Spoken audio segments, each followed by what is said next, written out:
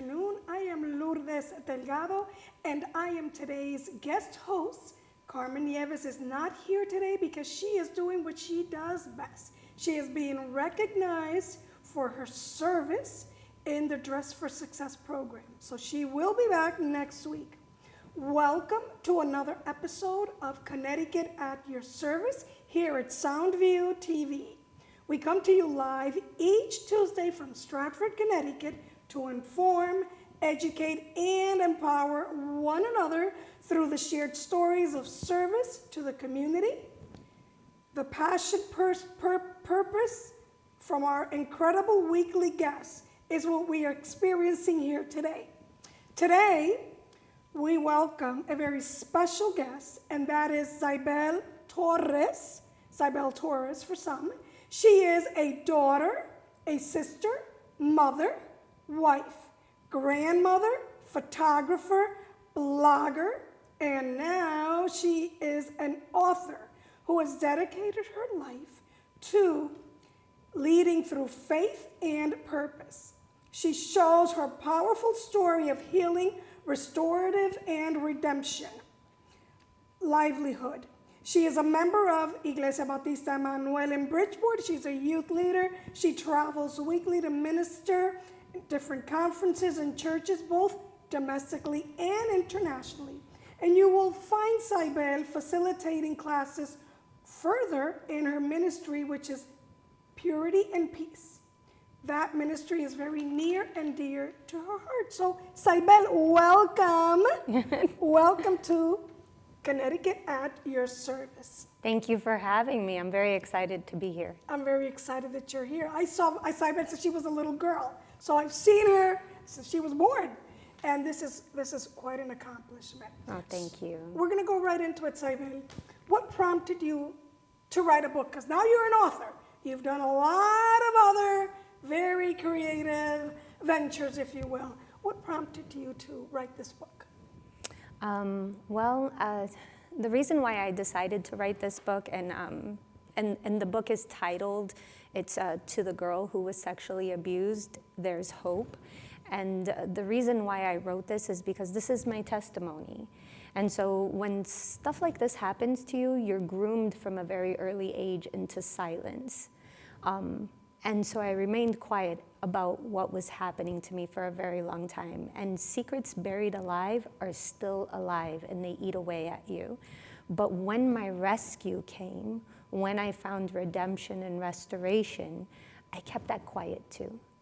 And it wasn't until I joined the ministry of Purity and Peace where I was able to find my full healing, because God had rescued me from a lot and I had healed from a lot, but there was also the very fact that I was keeping my rescue quiet too. And so I decided to write this book because in the ministry I share my story over and over with women who they come to the ministry to find healing from past trauma. So when I share my testimony, what's happening is that they find comfort knowing that they're not alone on their journey. And then they feel prompt to follow the same steps that I took in order to find their healing. And so I'm watching these women find their healing. And my husband asked this really profound question. He said, "What happens when you die?" And I was just like, I should probably write it down, huh? And so I wrote the book, and the book is me pretty much coming back for all the women who are just like me and making sure that they have a template to follow to find their restoration as well. That is wonderful. Secrets buried alive, that's a pretty powerful statement. However, I agree what you're saying. Once you die, it's gone. Yeah. They say every time somebody dies, a part of the encyclopedia goes with them, things that you'll never know again. You know, so I want to make sure that this is left to the next generation. And I mean, quite frankly, if no one reads it, but my family reads it, then I've set them up for success, because then they know how to strategically pray. They know how to strategically combat the issues that have been following our family history. Family history. So now tell me, how did your family react? How was their behavior when you divulged all this information to them? Well, so my mom actually found out when I was already a year married. My kids were grown, and so I was maybe about 40 years old when my mom found out. I'm sorry, did you say 40 years old? 40 years old when my mom found out. Like my whole life, I thought she knew because of certain things that happened throughout our history. But she didn't find out until I was 40 years old. And then it was at that point that she connected all the dots and started looking through our family history, you know, certain behavior patterns, you know, certain things that I did, how I became very isolated, behaviors, that it all made sense to her at that point. And so she found out very late in the game. There were people that I did tell along the way, like I did confide in someone close to me, like when it was happening, and they called me a liar. So I'm sorry, did you say they called you a liar? They called me a liar, called you yeah. a liar. And so when somebody doesn't believe you, it can really do a number on you. You know, especially when the person who is actually victimizing you is someone that they rely on very heavily. Because then you are risking their resources, you are risking their security, you're risking their livelihood by exposing this person who is providing for you. So in my case, it was my father. Okay, so what is your advice? And I'd like you to look into the camera and tell our audience if they are experiencing any type of sexual abuse or know of someone who is experiencing, because you're saying that you were told, you were told that you were lying, okay? What would be your advice? I want you to look at them and tell them exactly what is your advice in this situation? Well, my advice to you, if you're going through a similar situation like mine, is that you find a safe space. You might feel a little lost right now, but what I always tell people, it's kind of like when you're driving through life. And if you feel lost and the first person you go to doesn't give you the direction that you need, then stop at the next stop and ask for directions. So I want you to ask people for help. You know, go to other resources. If it's not within your family, go to a local church, go to a therapist, but get the help that you need and find someone, because it's very powerful when you tell your story and they believe you, because now you're validated, and now you're just one step closer towards your healing. So I always tell everyone, find a source, a safe source. Like, social media is not your safe source. Like, I wouldn't blast this out to the world. Not social media, let's get that straight, okay? I would find a safe space, like someone that you genuinely trust, and someone that you know is going to help you out of it, not further victimize you. So really, like, prayerfully and think about who you are going to trust that part of your life with. Now, since you revealed your experience, have you had others approach you to say they also experienced the same, from a relative, from a friend, and were afraid to say something prior to you coming out and saying it? Yes. So every time I go through this in the Ministry of Purity and Peace, there's always a few girls that come out with it for the first time. Like, this is the first time they're divulging this information. And so you want to handle it delicately, because one of the things is, like, so when you're victimized at such a young age, a lot of your boundaries are crossed and your choices are stripped from you. And so when someone divulges information that is they're looking for someone to hear them and say, I believe you, you have to believe them, but you also have to respect their choices in their next steps, because you don't want to further layer on top of it another traumatic experience. So listening is crucial. And then listen and ask them, and educate them. So, for example, we had one girl that she came out with this information for the first time, but this person who was victimizing them, and here's the thing, if they victimized you, chances are they're victimizing others. You know, if they got away with it with you, then they're gonna get away with it with other people. You know, it was like you're like the warm-up ground, and then they move on to others. You know, it always happens in numbers. Even I discovered in my situation that there were others, and that's a very difficult truth to swallow, because your silence is, it's very hard not to take it personal that your silence furthered their pursuit in reaching out to other children. You know, and so it can be, it's like another layer of victimhood, right? So you have to ask them, you know, what do you want me to do with this information? And ask them, can I call the authorities on this? Or can I help you call the authorities? Or can I help you talk to your family about this situation? Or how do you want me to pursue this information? Because the majority of the time, it's a family member who's doing this. It's not, I mean, there are cases where it's a total stranger, but the majority of the time, and it's a high percentage, that it's a family member. So you are literally breaking up families by coming clean with this information. And so it can have catastrophic effects on a family, and it breaks and severs families. So again, it's another layer of trauma. So you want to navigate it carefully. You want to listen. You want to say, I believe you. There are resources right here in Connecticut, like Connecticut Family Justice.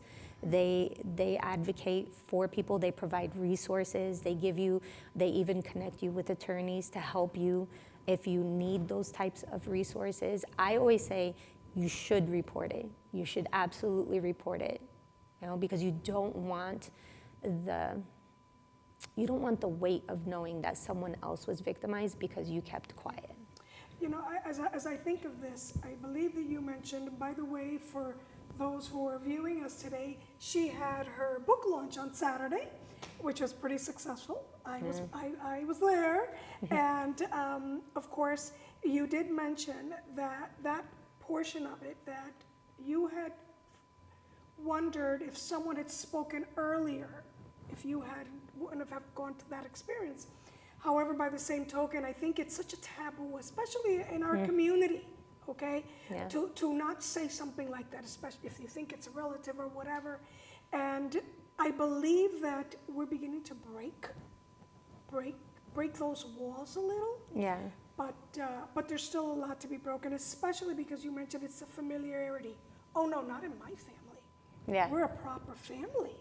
You know, we're great citizens over here, you know. We don't do crime, you know, we're not criminals. However, there's a lot of unseen, buried things that are taking place. So do you feel that some of the people who may have been victimized in the past came to some kind of relief as a result of it?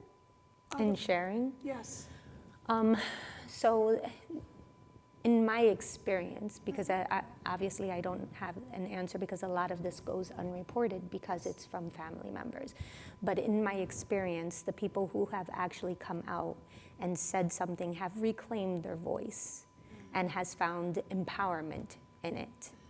Now, there's also, people find empowerment, but then they also, it's like they share their information because they want the whole world to tiptoe around their triggers. You know, so there's that. But then there are those who are sharing their information because they want the person who victimized them to be held accountable. And because they don't want to be the next villain for the next generation. Because I don't want to say 90%, but this was a statistic that I read online in the state of Illinois, I believe it was, that they had, they said 90% of the children who are sexually abused from a young age, what it does is it turns on like an untamed passion at a very immature age. Yes, yes. So it turns something on in them. And then they in turn grow up to be the next villain for the next generation. Yes. As a matter of fact, I was recently reading something, the American Psychology Association, where they identified that young people who were abusing were abused. And as they're working with their trauma, that's that's what's come up because it wasn't mentioned before, and they were afraid or they weren't believed, which is really, really saddening because when someone hurts you in any capacity and you say it to someone whom you trust, someone whom you trust, and they don't believe you, you are powerless. You are powerless. So tell me about this event Saturday. Oh. What for you, what was the greatest satisfaction of it all? The greatest satisfaction of it all was the call to action. The call to action. The call to action. My goal in life is to eradicate this hypersexualized culture that we're living in. Say that again. My goal in life is to eradicate this hypersexualized culture that we're living in. I mean, people are living this particular life with, I mean, it just seems like you can't avoid anything sexualized on the radio, through media, through social media. I mean, like the music industry. Yeah, like, I mean, I'm scared to give my granddaughters social media to scroll through because I'm scared of what kind of advertisement might come up that might be over-sexualized. And there's a lot of nudity. And you don't realize how traumatizing that is, because you're sparking something in a child at such a young age, and then it grows into an untamed passion, and then it's just hurting more people, and you could do a lot of help. Wow, is that a caller? That is a caller. Like, we have a caller, and we're gonna respond to this. All right. But before I do this, it's most definitely even children's programmings, they throw things in. Yeah. Let's welcome to Connecticut, at your service. Do you have a question for Zaibel? Yes. Oh, hi. Hello. What's your question? My question is, how are you able to overcome triggers when you're showing compassion to someone who is sharing their story? That's a really good question. Thank you for the question. So the question is, how do you respond? So the question, again, the question is what? Could you repeat the question, please? How are triggers? How are you able to overcome triggers when you are showing compassion to someone who is sharing their story? Okay, perfect. All right, so let me see if I answer this. Okay, so now me personally, it's always triggering when someone comes and approaches me with their story, because my first reaction is I want to hug you, I want to hide you, I want to keep you safe, and I want to cry. Like but I have to step out of my pain and address the other person's pain, because the reality is that it did not happen to me. It happened to the person who is sharing the story. And so what I want to do is I want to be there for them in the way that I wanted someone to be there for me. So obviously it is triggering, but I step out of my own pain and I address the pain of the individual who is actually coming clean with their story. So it is a lot of management. And I don't want to say that comes easy. That actually is very difficult, and it takes time to actually come to a place where, and you have to exercise. It's like a muscle, right? You're exercising this muscle on how to navigate this life, because you're responsible for your triggers. So I cannot expect the world around me to respond to my triggers or to tiptoe around my triggers.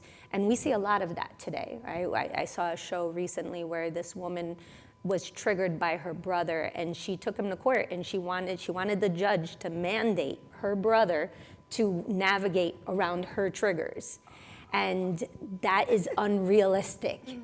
You are the only one who has control over your triggers. So when I have someone in front of me, my heart always grows with compassion to just share I don't try to make it about me, but I try to share as much as I can about the journey, so that way they have a template to follow. And the narrative isn't going to be the same for everybody, but it is going to help. It's going to help, I promise you. I really, this book is 25 years in the making. It's not something that, it's not like this happened to me yesterday. This happened to me when I was a child. I did plenty of therapy. I did plenty of healing, plenty of ministry, a lot of sharing my testimony to a point where it loses its power. And I want the person in front of me to get to that point too. Like, share with me until the power is really, like, no more shame is linked to you anymore. I hope that makes sense. And thank you for calling.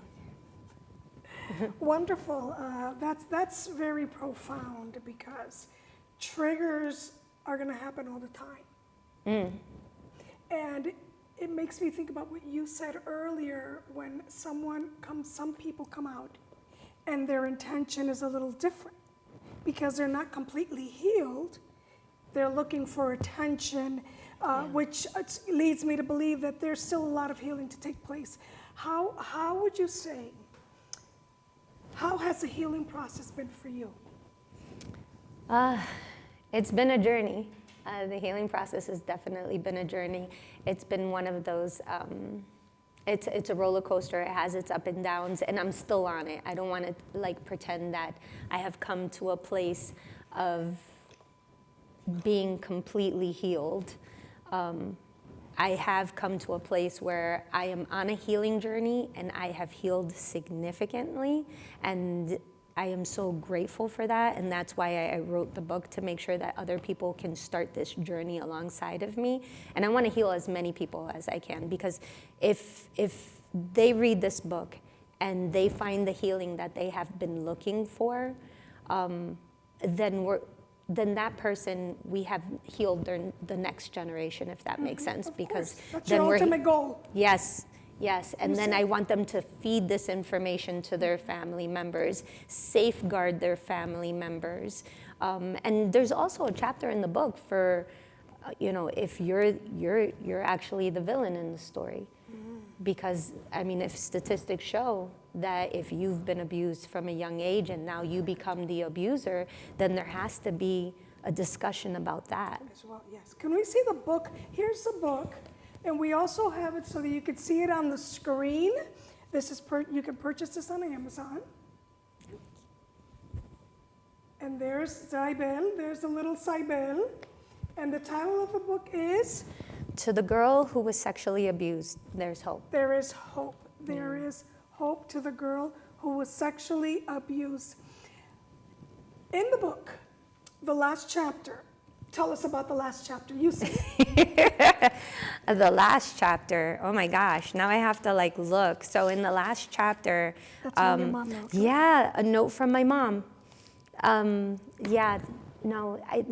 So my mom is a prayer warrior, and she was completely blindsided to all of the things that were happening right underneath her nose, because it happened by the person that she trusted the most, the person that she had children with, that she had this expectation that he would protect his daughters, So I did not want to write this book without my mom, because this is not my story, it's our story. It affected our entire family. But I am here today because she prayed for me. I am here today because she always encouraged me, always prayed for me, always was speaking life into me. And so I wanted to make sure that, I fear that there are people out there that don't have the mom that I have.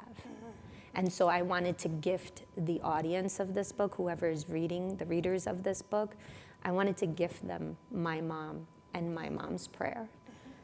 So that way, because the reality is like when I'm doing the sessions with Purity and Peace, there's a lot of women who are coming in with mom wounds, and they don't have the mom that I have. And I want to gift them that, and I want to be that for them. I want to mother them back into their healing like the way my mom did for me. In Saturday's session, your mom spoke, which was really beautiful, by the way. It was beautiful. Her mom spoke, and she said, protect your girls, protect your little girls. And I'm going to add that we don't hear about this a lot, but we need to protect our boys too. Absolutely. I have 2 sons, and I didn't allow them to sleep over anyone's house. Yeah. Till they were like 15 years old. because I figured, you know what, by then they can defend themselves, et cetera, et cetera. We have to protect our children all around. Absolutely. And it is, and you said it, this was in your own home, under the trust of your loved ones. What did you do to protect your children? Oh, so it's funny because my son talked about it. So my son was the guest speaker at the event, and he talked about how, after he read the book in its entirety, that a lot of things made sense. And so my kids, I co-slept with my kids because I was very scared of leaving them in a room. And I had trust issues, obviously, because of what had happened. So I made sure that my children were always under my wing, and I watched them. But, that's why in the beginning of the book I talk about, like that helicopter, Mom, I see you, I understand you,